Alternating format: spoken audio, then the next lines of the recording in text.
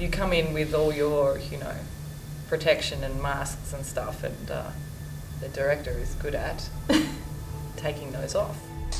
Okay, back. Just keep this as a really important moment. Go from... Same point, again, start again. Ask her the question.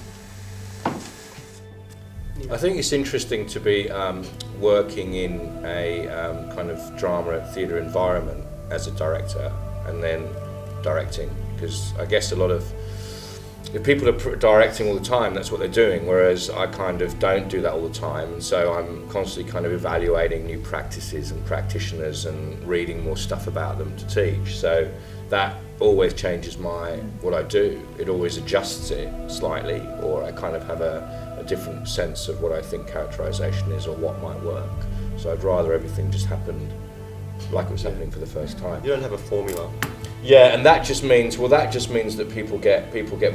get more confused, because they kind of like a rhythm and they like to go, I know what's going to happen today, and they plan their scene for rehearsal, and you know, they get ready and they know exactly what they're going to do, and they come in and they have all of these ideas, and that's all that's manifested in the room are their ideas.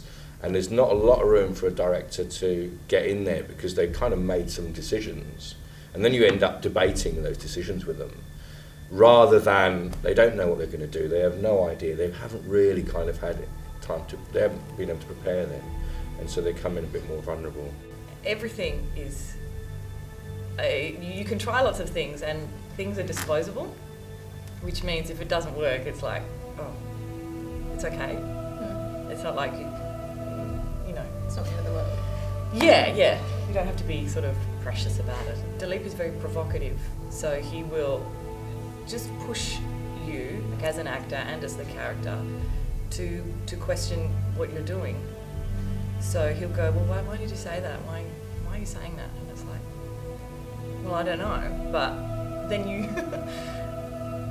you do know. It is there. It just takes a little bit of excavation. Some people want to act, but they don't want to be vulnerable.